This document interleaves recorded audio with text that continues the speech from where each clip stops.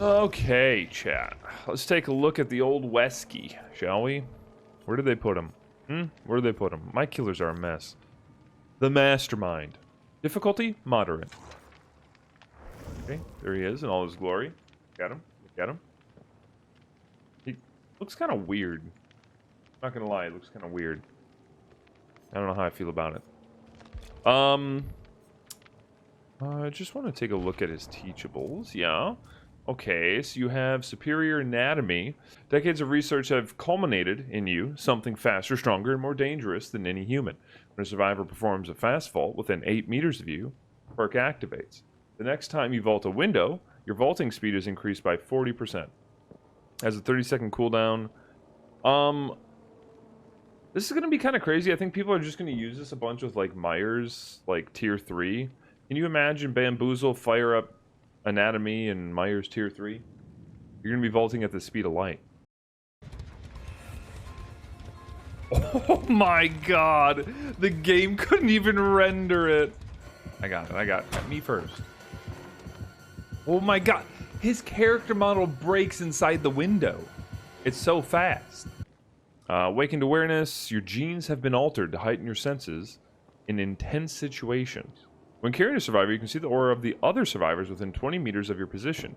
Aura is revealed that way. Stay visible for 2 seconds after you stop carrying the survivor.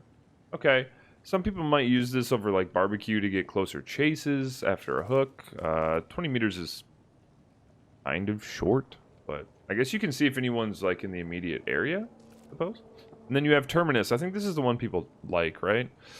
You are a brilliant tactician who prepares for every eventuality.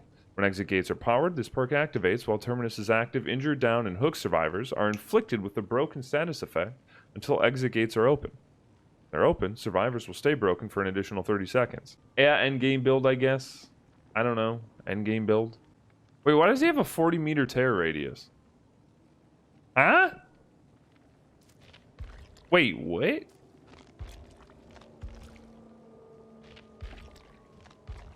Huh?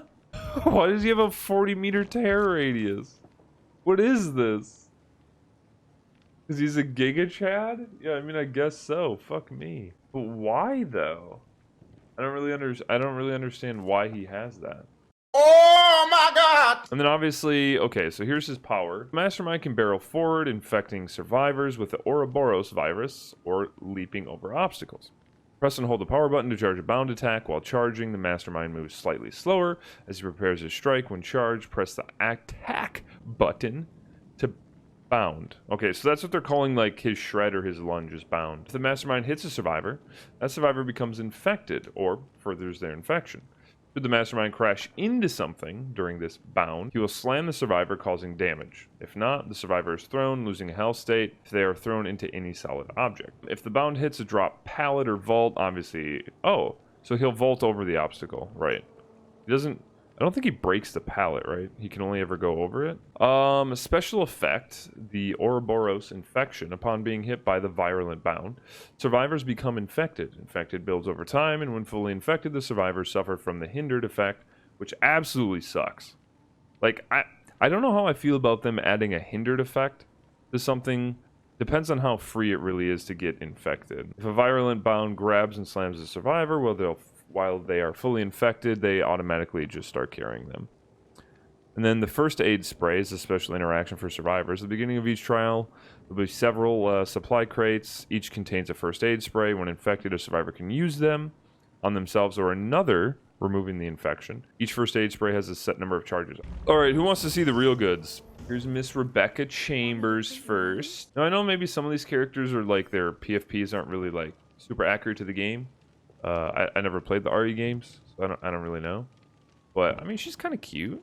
I think she's cute. All right. I'm not going to read her backstory because who cares? First perk, better than new.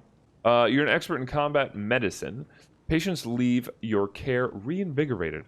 Upon completing a healing action on another survivor, the targeted survivor has a 6% speed boost to repairing gens, healing, opening chest, and cleansing totems for 35 seconds.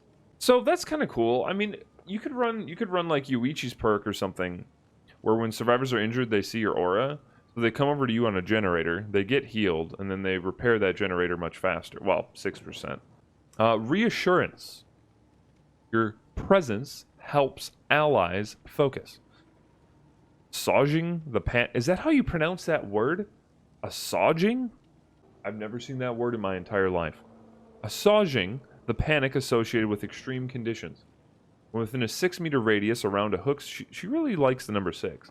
When within a 6-meter radius around a hook survivor, use the active ability button 2 to pause their struggle progression for 30 seconds. If they're on the struggle phase, it also pauses the struggle skill checks.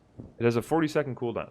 Okay, so first of all, this I think was added as a way for you to stop face camping if you wanted. I wish they wouldn't have added this as like a band-aid perk fix. I wish they would have done something by like default or baseline. What's funny about this perk, right now, I'm sure it'll probably get nerfed. That 40-second cooldown starts when you press the button. So, technically, when you freeze the hook, there's only a 10-second lag between you being able to use the perk again when it's over. So it pauses for 30, you wait 10 more, and you get it back, and you can do it again. So if you have 2 people with this perk, you can technically keep a survivor on the hook for like ever. Pretty much forever. You can keep them in the game forever. You use it when those 30 seconds are up, your teammate uses it, you'll have it back again when their 30 seconds are up, and you can just keep them there indefinitely. Now, it's cool... because if 2 people are running this, the killer literally can't face camp. It'll do nothing. You'll have like probably 1.5 to 2 people like on average doing gens throughout that whole time. You can use kinship, I guess. Yeah, kinship could work. You could be a troll though. I kind of want to see how far 6 meters is when somebody's in shack. I'm assuming you could probably just stand outside of shack, like near the wall, and this would be close enough. Her last perk is hyper focus. You throw yourself entirely into your tasks and find ways to be more efficient than anyone else. After hitting a great skill check, or repairing or healing, it gains a token, up to 6 tokens. Each token increases the chance of a skill check trigger by 2%. This skill check cursor speed by 4%, I don't know why, and the BP bonus for greater skill checks by 30. And then you lose all tokens in case of a normal. So this perk was created for RoboKyle. This perk was for RoboKyle. Yeah, it's not a me perk.